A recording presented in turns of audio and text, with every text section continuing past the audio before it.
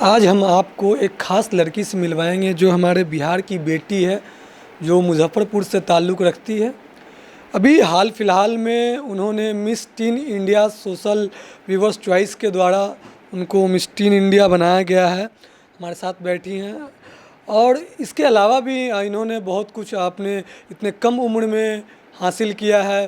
जैसे कि United nation foundation की ओर से एक वर्चुअल मंच होता है जिसमें इन्होंने महिलाओं के सम्मान को लेकर, महिला सशक्तिकरण, इन सब टॉपिक को लेकर इन्होंने अपना वहाँ पे विचार रखा है।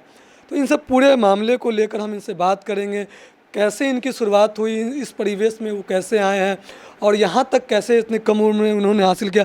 सबसे पहले तो आपको बहुत बहुत बधाई हो मिस टीन होने के लिए, और बिहार को आप रिप्रेजेंट कर रही हैं इंडिया में। धन्यवाद, बहुत खुशी हो रही है।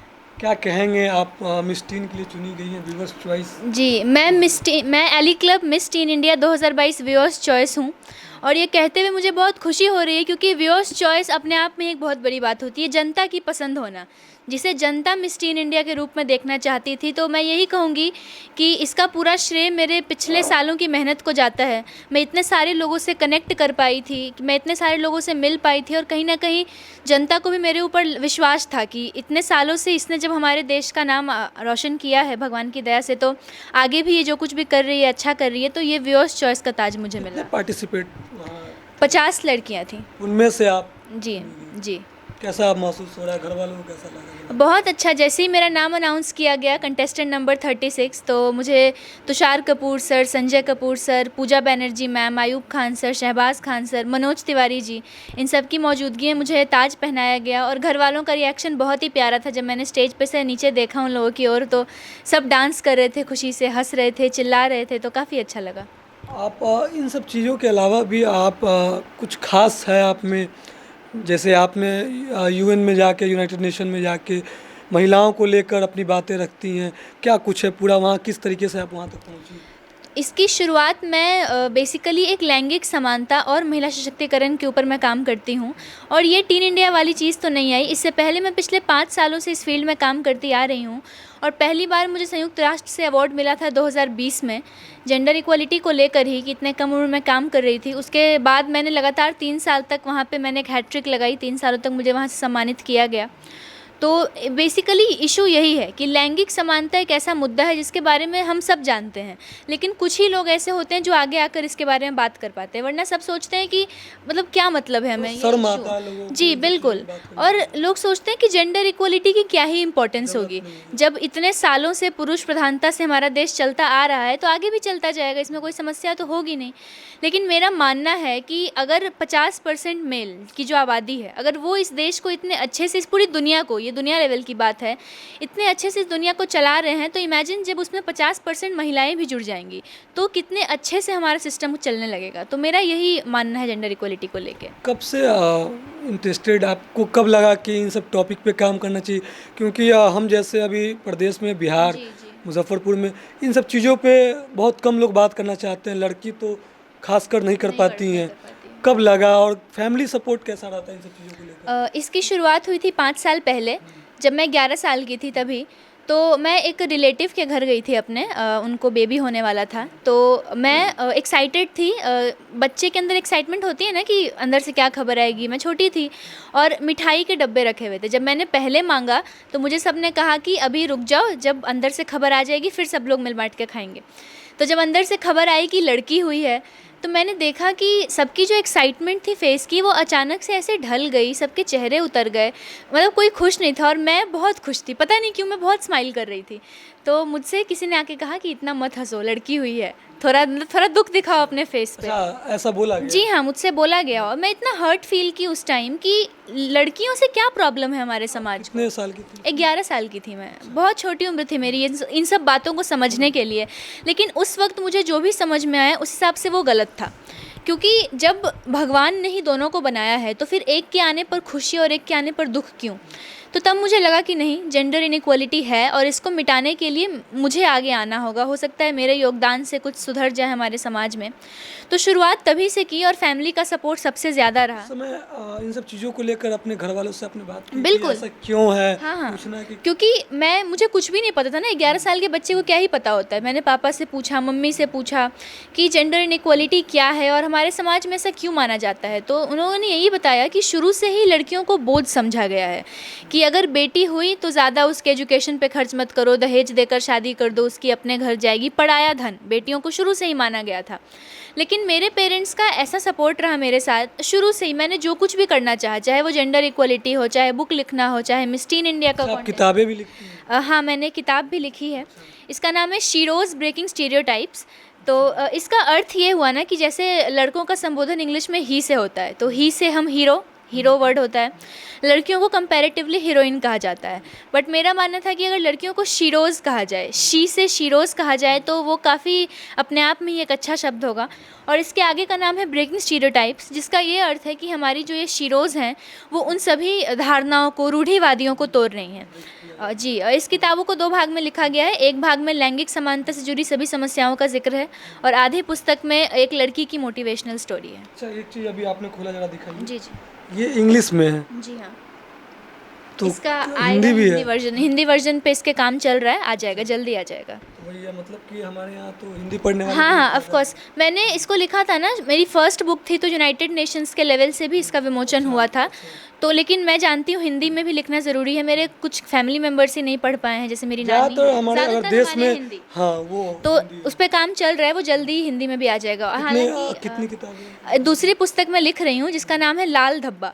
वो मेंस्ट्रुअल और पीरियड्स इश्यूज़ पर है, तो वो मैं हिंदी में ही लिख रही हूँ, तो ताकि हमारे देश की जो महिलाएं हैं वो उसको पढ़ के समझ सकें, क्योंकि इंग्लिश सब लोग उतनी अच्छे से भी नहीं जानते हैं और हिंदी मातृभाषा है हमारी, तो इसीलिए मैं अपनी दूसरी पुस्तक हिंदी में लिख रही हूँ। अच्छा, एक चीज़ आपका मैंने ये भी देखा था कि एक आपने कोई साइन इंडिकेट किया था। जी जी।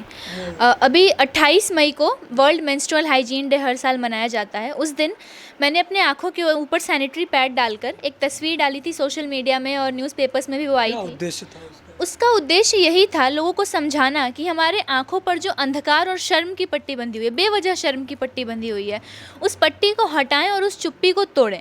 तभी जाकर हमारी इस जो तरीके का चुप्पी आपको लगता है? ये चुप्पी लगता है, मतलब कोई इस बारे में बात नहीं करना चाहता। जैसे पीरियड्स को लेकर इतना शर्मनाक माना जाता है इसे, जबकि ये कम्प्लीटली एक नेचुरल प्रोसेस है, ये भगवान की देन है।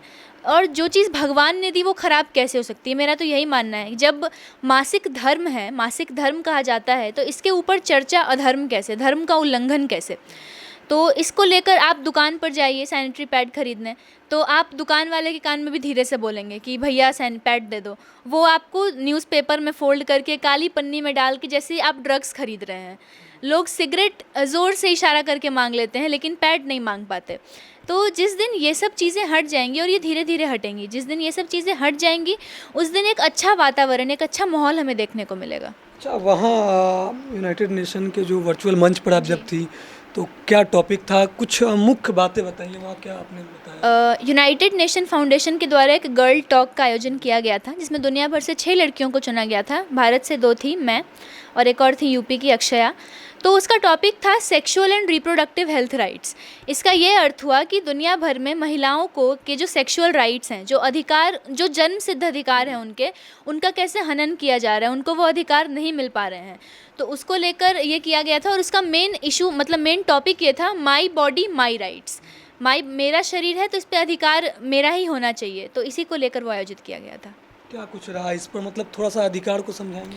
इसका यही अधिकार हुआ कि हमारे लोग भी समझ जाएं। जी हमारी दुनिया में महिलाओं को सेक्स का फैसला लेने का अधिकार नहीं है। बेसिकली यही उसका टॉपिक था कि किस तरह से उनके शरीर को एक ऑब्जेक्ट, महिलाओं को एक ऑब्जेक्ट की तरह ट्रीट किया जाता है। तो जिस दिन ये ऑब्जेक्टिफिकेशन बंद हो जाएगा, जिस दिन उनको ऑब्जेक्टिफाई करना लोग बंद कर देंगे, उस दिन क्या होगा ना कि जो उनके अधिकार हैं, जो मेरा बर्थ राइट, जैसे एजुकेशन, ये हमारा बर्थ राइट है, ये सब बच्चे को मिलना चाहिए, उसी तरह से सेक्सुअल राइट्स ये हर किसी को मिलने चाहिए, लेकिन कहीं ना कहीं महिलाओं को नहीं मिल पा रहे हैं। तो यही इशू था उसका।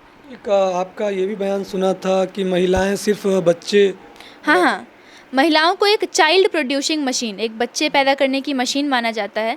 बच्चे पैदा करने के लिए ही भगवान ने महिलाओं को बनाया। मैं मानती हूँ ये बहुत ही एक खूबसूरत फीलिंग होती है एक औरत की जब वो माँ बनने वाली होती है, लेकिन इसका ये मतलब नहीं ना कि आप उसकी लाइफ को वहीं तक रोक के रख दें कि तुम्हारा काम कुछ नहीं है, जब बस शादी करो, बच्चे पैदा करो और अपने बच्चों के करियर पे ध्यान दो। कितनी सारी ऐसी माएँ हैं हमारे देश दुनिया की जिन्होंने अपने करियर को छोड़ दिया केवल अपने बच्चों के भविष्य को बनाने के लिए। तो वो भी एक औरत का एक पर्सनल डिसीजन होता है कि उसे क्या करना है अपनी लाइफ में, लेकिन समाज की तरफ से जो वो प्रेशर आता है कि नहीं अब तुम्हारी शादी हो गई, तुम अपना करियर छोड़ दो, बच्चों पे ध्यान दो, फैमिली पे ध्यान दो, तो ये कहीं ना कहीं गलत है, क्योंकि हम सभी एक इंडिविजुअल्स हैं, हमारा अपना भी कोई जीवन है, तो उस जीवन पे भी ध्यान देना उतना ही ज़रूरी है। अभी आप क्या करती हैं? अभी मैं स्टूडेंट हूँ ऐसे तो, क्लास 12th की, और जेंडर इक्वलिटी पे काम कर रही हूँ। साथ ही साथ मॉडलिंग में भी मैंने कुछ ट्राई किया था, तो अभी इसकी भी विनर हूँ और आगे भी इसी चीज़ को कंटिन्यू करना है। आगे किसको कंटिन्यू करेंगे आप? दोनों को पैरेलली लेके मैं चलना चाहती हूँ, और ऐसे इसके एग्जांपल्स भी हैं। आप प्रियंका चोपड़ा को देखिए, वो ऐसा नहीं है ना कि फोकस गड़बड़ हो जाए? नहीं, बिल्कुल नहीं होगा। मैं शुरू से ही बहुमुखी प्रतिभा में विश्वास करने वाली रही हूँ। आप हमारे देख सकते हैं ना बिहार के एग्जाम्पल, फेमिनिस्ट है। हाँ, डॉक्टर राजेंद्र प्रसाद जी को आप जानते होंगे कि उन्होंने दोनों हाथों से एग्ज़ाम लिखा था। तो मैटर ये नहीं था कि दोनों हाथ चल रहे थे, मैटर ये था कि दिमाग दोनों टाइम पे एक साथ इक्वली चल रहा था। तो मेरा भी वही मानना है, मैं खुद को भी कहीं ना कहीं वैसा फील करती हूँ जो मैंने शुरू से देखा है खुद में, कि जेंडर इक्वलिटी पे भी काम चलेगा और साथ ही साथ मॉडलिंग भी मेरी चलेगी, बिल्कुल पैरेलली। अच्छा, कितना चैलेंजिंग लगता है बिहार में रहकर इन सब टॉपिक पे काम करना, बात करना? चैलेंजेस जब मैंने शुरू किया था तब ऐसा लगता तो है कि नहीं कि चैलेंजेस है? हाँ, बिल्कुल चैलेंजेस हैं। इस फील्ड के बारे में एक तो कोई इसमें आना नहीं चाहता। आप किसी से भी पूछो कि तुम्हारा गोल क्या है, doctor, engineer, chartered accountant, IAS IPS सुन लेंगे, लेकिन कोई आपको ये नहीं बोलेगा कि मुझे जेंडर इक्वलिटी एक्टिविस्ट बनना है। ये आपने बात ही नहीं होती, और जानते भी नहीं। हाँ, और मेरा गोल यही था कि मुझे जेंडर इक्वलिटी एक्टिविस्ट बनना है। तो चैलेंजेस शुरू में तो काफ़ी फील होता था कि लोग मेरी बातों को समझेंगे कि नहीं, क्या कमेंट्स आएंगे मेरे ऊपर, और लेकिन अब मुझे इन सब बातों से फ़र्क नहीं पड़ता। जैसे जैसे मेरा एज बढ़ा, मतलब मुझे ज्ञान आया ज़्यादा, तो चैलेंजेस अभी भी हैं। लगता है कि मैं कहीं पब्लिक में जाऊं, अगर मैं ऐसी बातें करूं तो उनका क्या रिएक्शन आएगा, पब्लिक क्या सोचेगी मेरे बारे में।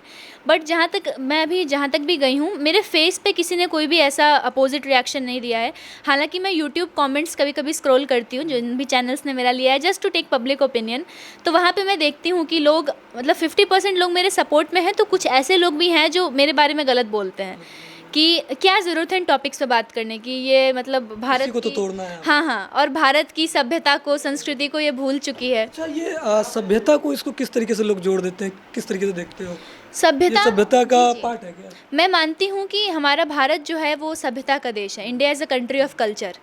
तो मैं अपने सभ्यता और संस्कृति की भी उतना ही सम्मान करती हूँ, लेकिन सभ्यता और संस्कृति की आड़ में ना लोग पीछे कर देते हैं औरतों को कि हम भारत देश से रहने वाले हैं, हमारे देश में ये है, हमारे देश में वो है। तो मैं इक्वली रिस्पेक्ट करती हूँ हमारे हिंदू धर्म की, मैं हर धर्म की रिस्पेक्ट करती हूँ, लेकिन इसका ये मतलब नहीं ना कि धर्म के नाम पर आप किसी को पीछे कर दें, किसी को आगे बढ़ने से रोक दें। तो सभ्यता का सम्मान कीजिए। और भारत तो देश ही हमेशा से आया है, भारत से ज़्यादा नाम तो किसी देश का नहीं था, आर्यावर्त। तो भारत देश ऐसा है जिसमें अगर आप औरतों को मौका दें, हमारी अगर बेटियों को मौका दिया जाए, तो वो दुनिया में सबसे आगे जाएंगे, और वो जा ही रही हैं। इंस्पायर किनसे हुई, कब? इंस्पायर ऐसा जैसे मतलब लोगों के साथ होता है कि मैंने उसकी वीडियो देखी तो इंस्पिरेशन है मेरी, किसी को पढ़ा, लेकिन मेरी जर्नी वहीं से शुरू हुई थी, उस हॉस्पिटल से ही, जब मैंने देखा कि लड़की के आने पे कैसे दुख होता है। और इंस्पिरेशन मेरे मम्मी पापा हैं, मेरे सबसे बड़े इंस्पिरेशन। वो मुझे ऐसे इंस्पायर करते हैं क्योंकि हम बिहार से रहने वाले लोग हैं, और यहाँ पर इन सब इश्यूज़ पे बात करने देना, अपने बेटी को उतनी आज़ादी देना कि वो आके दुनिया के सामने बोल सके, तो सबसे ज़्यादा इंस्पायर मुझे मेरे माँ बाप करते हैं। और उनके बाद एक मेजर सोर्स ऑफ इंस्पिरेशन मेरा भाई है सूर्यांश, जो कि CEO है, वर्ल्ड का यंगेस्ट CEO है, 56 कंपनी का मालिक। तो वो मुझे इस तरीके से इंस्पायर करता है कि इतनी कम उम्र में जितनी ज़्यादा प्रतिभा उसमें है, जितनी ज़्यादा लगनशीलता है उसमें, तो मैं देखकर सोचती हूँ कि अगर उतनी ही मेरे अंदर भी आ जाए तो मैं और आगे जा पाऊँगी। तो मुझे मेरी फैमिली सबसे ज़्यादा इंस्पायर करती है। आपके घर में ये काफ़ी अवार्ड्स वगैरह किन के हैं? ये पापा के भी हैं, मेरे भी हैं, सूर्यांश के भी हैं, हम सब के हैं। पूरा परिवार ले आते हैं? जी, पूरा हम लोग पूरे फैमिली शुरू से हम लोग एक्टिव रहे हैं, और सब मेहनत के कारण हुआ है। हम लोग चारों लोग जिस भी फील्ड में हैं, हम लोग तीनों लोग, हमारा अजूबा घर भी है, बहुत फेमस हुआ था। तो माता सरस्वती की कृपा से हम जो भी करते हैं हमें सफलता उसमें मिलती है। अच्छा, आपका जो पढ़ाई अभी स्टडी चल रहा है उसमें रुकावट तो नहीं आता? कैसे मैनेज करते हैं? रुकावट कहीं ना कहीं थोड़ी बहुत आ जाती है कभी कभी। जैसे मैं भी इस कॉन्टेस्ट में थी तो मैं 9 दिनों तक दिल्ली में ही थी, तो उस बीच में पढ़ाई बिल्कुल छूट गई थी मेरी। अभी मैं जब से आई तब से कंटिन्यू इंटरव्यूज़ ही चल रहे हैं, बिल्कुल टाइम नहीं मिल पा रहा, बट वो भी चीज़ मैनेज करनी हुई क्योंकि 12th बोर्ड्स हैं इस बार। तो पढ़ाई मैं मैनेज कर रही हूँ, लाइक शुरू से ही जब मैं जेंडर इक्वलिटी पे भी काम करती थी तो मेरा एक टाइम था कि इतना से इतना ये करना है, तो पढ़ाई के लिए भी टाइम बचना चाहिए। ऐसा नहीं हो कि मेरा एजुकेशन छूट जाए पीछे, तो मैं दोनों चीज़ों को मैनेज कर लेती जी, आप क्या कहना चाहेंगी आज के लड़कियों के लिए जो सोचती हैं कि मतलब हम कुछ कर नहीं सकते, या जो कमज़ोर फील करती है कि हम लड़की हैं? हूँ। मैं उनको यही कहना चाहूँगी कि सबसे पहले तो खुद में भरोसा रखना सीखो। जब तक आप खुद पे विश्वास नहीं करेंगे दुनिया में कोई आपका साथ नहीं देगा। हम खुद के सबसे अच्छे दोस्त होते हैं। तो मैं उनको यही कहूँगी, सपने देखो और सिर्फ सपने ही मत देखो, उनका एम बनाओ, लाइफ का कोई गोल बनाओ और खुद को किसी से कम मत समझो। हमारे देश की जनता की, हमारे युवाओं की क्या समस्या है ना कि वो खुद को कंपेयर करने लगते हैं। मैं उस पर यही बात कहूँगी कि सूरज में और चांद में कोई कंपैरिजन नहीं है, दोनों तब चमकते हैं जब उनका समय आता है। तो मैं यही कहूँगी कि मेहनत करो और अपने लाइफ में उस समय का, उस अपॉर्चुनिटी का इंतज़ार करो मेहनत के साथ, जब तुम्हें मौका मिलेगा आगे आने का। बिल्कुल। तो ये हमारे साथ अभी जानवी थी जो कि बिहार की मुजफ्फरपुर की रहने वाली है, जो कि बिहार का नाम हर जगह जाके गौरव कर रही है। सबसे बड़ी बात इस मामले में यह है कि इन्होंने यूनाइटेड नेशन में पूरे दुनिया से 6 लड़कियों को चुना जाता है, जिसमें से भारत की 2 बेटी चुनी गई है। एक उत्तर प्रदेश से अक्षया थी और वहीं दूसरी जानवी जो कि बिहार के मुजफ्फरपुर की रहने वाली है। साथ साथ अभी हाल फिलहाल में इन्होंने मिस टीन इंडिया का भी खिताब जीता है, तो बहुत बड़ी बात है। और काफ़ी खुशी होती है कि हमारे बिहार से और हमारे इस मुजफ्फरपुर ज़िले में ऐसे भी लोग हैं, चाहे ऐसी बच्चियां हैं जो देश में नहीं विदेश में जाके हमारे देश का नाम रोशन कर रही है, साथ में बिहार का भी नाम रोशन कर रही है। तो बहुत बहुत शुभकामनाएं आपको आगे के लिए भी।